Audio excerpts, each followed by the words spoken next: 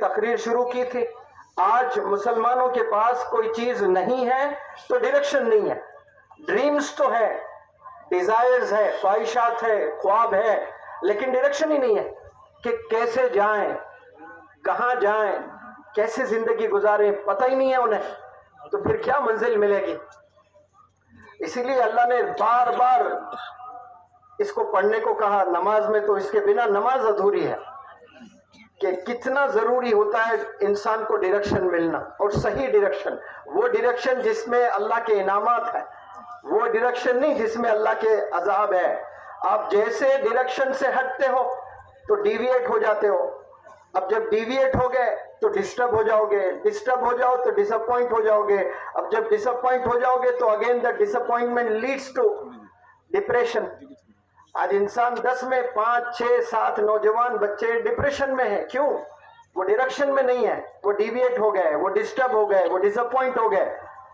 ان کے بھی ڈیزائرز ہیں لیکن ڈسپلن لائف میں نہیں ہے، ڈیڈیکیشن لائف میں نہیں ہے، ڈٹرمینیشن لائف میں نہیں ہے، عزم نہیں ہے ان کی زندگی میں. اسی لیے آج ہم لوگ بہت پیچھے ہیں. دوسری جو قومیں ہیں جو بڑی تیزی سے آگے جا رہی ہے، اس تیزی سے ہماری قوم آگے نہیں بڑھ رہی ہے. باقی جو جتنے چیزیں ہیں وہ سب ہم لوگ استعمال کر رہے ہیں. جیسے دنیا میں آج سے 15 سال پہلے یا 20 سال پہلے کسی کے پاس میں اسمارٹ فون نہیں تھا، اگر تھا بھی تو بہت کم لوگ کے پاس میں. یا اگر میں کہوں آج سے 30 سال پہلے اسمارٹ فون کسی کے پاس نہیں تھا. لیکن آج یہاں جتنے بھی بندے بیٹھے ہوئے ہیں، میں سمجھتا ہوں کہ 90% بندوں کے پاس میں اسمارٹ فون ہے. ان تمام جو بندے اسمارٹ فون رکھتے ہیں ان سب سے میرا سوال، کیا آپ پہلے اسمارٹ انڈیویجول ہیں؟ Are you smart enough to use a smart phone? کیا آپ اسمارٹ کا مطلب دو ہے، ایک خوبصورت کو بھی کہتے ہیں اور ایک ہوشیار کو بھی اسمارٹ کہتے ہیں. از اے اسمارٹ پرسن مطلب صرف خوبصورت نہیں ہے، یعنی بڑا ہوشیار بندے کو بھی اسمارٹ کہتے ہیں، ٹیلنٹڈ بندے کو بھی اسمارٹ کہتے ہیں. تو کیا اسمارٹ فون استعمال کرنے والے تمام بندوں، کیا آپ ٹیلنٹڈ ہیں، آپ اسمارٹ ہیں؟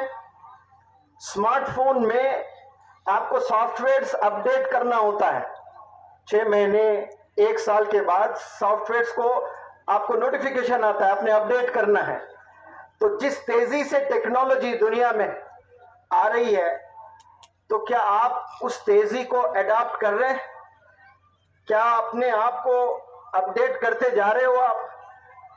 جتنا میتھمیٹکس کا علم آج سے 5 سال پہلے تھا، آج اتنا ہی ہے، گھٹا یا بڑا ہے؟ جو بندے 10ویں جماعت کامیاب کیے تھے 5 سال پہلے، اور آج جو ان کی میتھمیٹکس کی نالج ہے، 5 سال میں بڑھنا چاہیے کہ گھٹنا چاہیے؟ بڑھنا چاہیے، لیکن سب کی گھٹ رہی ہے. جتنا علم میتھس کا پچھلے 2 سال پہلے تھا، آج اتنا علم نہیں ہے. اپڈیٹ نہیں کر رہے میتھمیٹکس کو. جو کتاب پڑھے بس وہیں پڑھے اور بھول گئے. تو ہماری قوم جو ایجوکیشن حاصل کر رہی ہے، وہ 1 سال کے مقصد ہے ان کا، بس یہی سال پڑھنا ہے، کامیاب ہونا ہے. تو یاد رکھیں، جو اسکول میں بچے جا کر تعلیم حاصل کرتے ہیں، کچھ چیزیں رٹا مار کر امتحان کامیاب ہو جاتے ہیں، وہ اصل ایجوکیشن کا مقصد نہیں ہے. کوئی بھی چیز آپ امتحان میں لکھنے کے لیے یاد کرتے ہو تو کوئی کمال نہیں کرتے ہو آپ، کیونکہ یاد کرنا کمال نہیں ہے.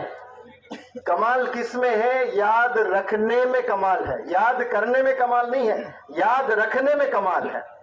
ایک کوئی بندہ حافظ قرآن ہے، اس نے قرآن کو یاد کیا تو اس کو سند ملی، سرٹیفکیٹ دی گئی ہے، آنر کیا گیا، اس کو گھر میں دعوت ہوئی، پھول پہنائے، کپڑے وغیرہ سب ملے. 2 سال کے بعد مسجد کے امام صاحب بلائے کہ بیٹا میں نے سنا آپ حافظ قرآن ہیں، میری طبیعت تھوڑی ناساز ہے، آپ نے مسجد میں تراویح کی نماز پڑھانا ہے. رمضان میں 104 بخار آ جاتا ہے اس بندے کو، حالانکہ ہے حافظ قرآن، نہیں پڑھا سکتا. کیوں؟ کیونکہ وہ جو 2 سال اس نے سند لینے کے بعد کے گزارے، اس میں اس نے پریکٹس ہی نہیں کی، تو اس کو یاد نہیں ہے. تو اسی لیے کہتا ہوں کہ کمال یاد کرنے میں نہیں ہے، کمال یاد رکھنے میں ہے. آپ کب تک یاد رکھو گے؟ کمپیوٹر پروگرامر ہیں آپ، کوئی کورس کیے ہیں تو وہ کورس کی سرٹیفکیٹ آپ کے پاس رہے گی، لیکن جب انٹرویو ہوگی تو سرٹیفکیٹ کو نہیں دیکھا جائے گا، سرٹیفکیٹس کو ایسے برابر میں سائیڈ میں رکھ دیا جائے گا. سوال پوچھا جائے گا کہ انسان اپنے ذہن میں کتنا نالج کو سٹور کر رکھا ہے، یہ کتنا یاد ہے، اس کو کتنا ایگزیکیوٹ کر سکتا ہے، اپنی زبان سے بول سکتا ہے، اسی بندے کی قدر ہے.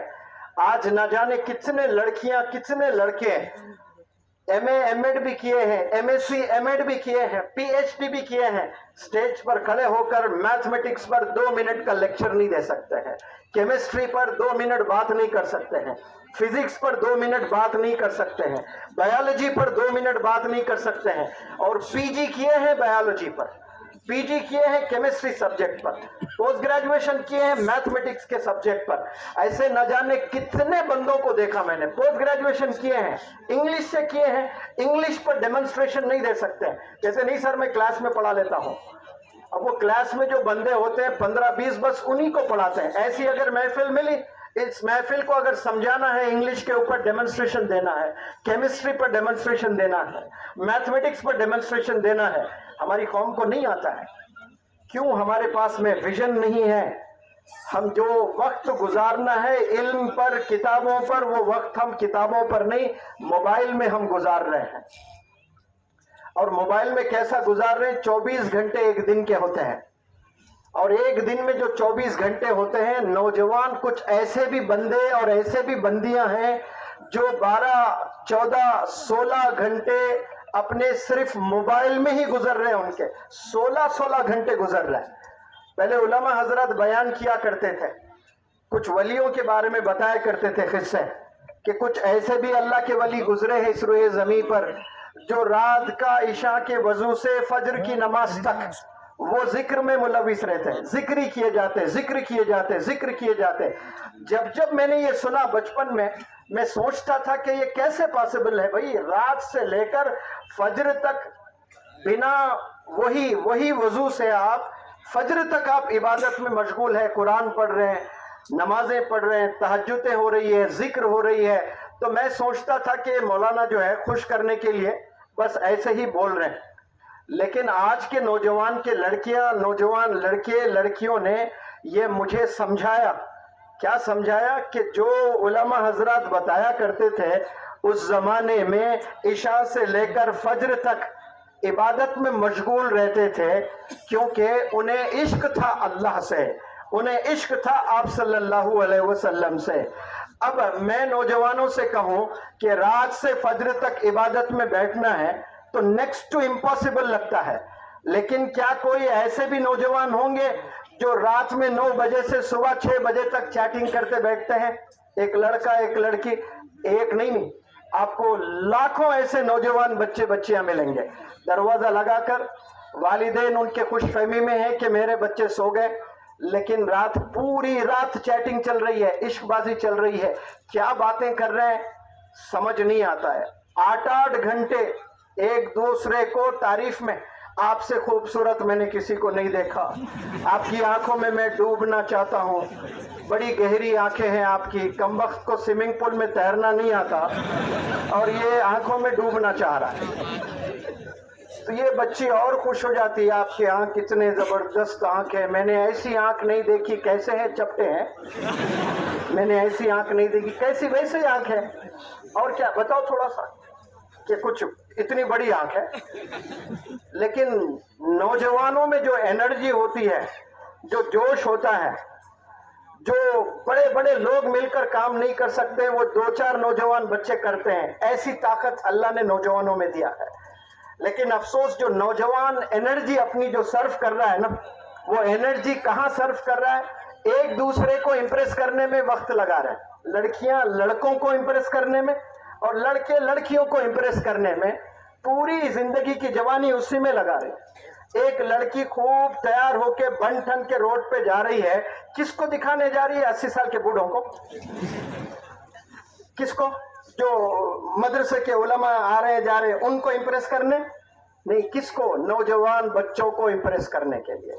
अब जो नौजवान बच्चे जा रहे हैं टू व्हीलर लेकर यहाँ से वहां से कपड़े फाड़ लेके, क्योंकि वो जमाना चल रहा है ना, ये एक दौर था फटे हुए कपड़ों को सी कर पहनते थे, आज सिले हुए कपड़ों को फाड़ कर पहन रहे। अब कहाँ से फाड़ रहे हैं पता नहीं, अब आने वाले जमाने में और कहाँ से फटेंगे मालूम नहीं। अजीब अजीब चिचोरी हरकत, पीला पतलून, लाल शर्ट, ये दस्तियां बांधे हुए हैं, 2 चैन गलों में है, 5 उंगलियां हैं तो 10 छल्ले लगाए हुए हैं। अब वो गाड़ी पे जा रहे हैं, स्टंट कर रहा, ऐसा कर रहा है। अब वो बच्ची को देखते अरे मेरा ऋतिक आ गया, पहला ख्याल वही आता है उसको।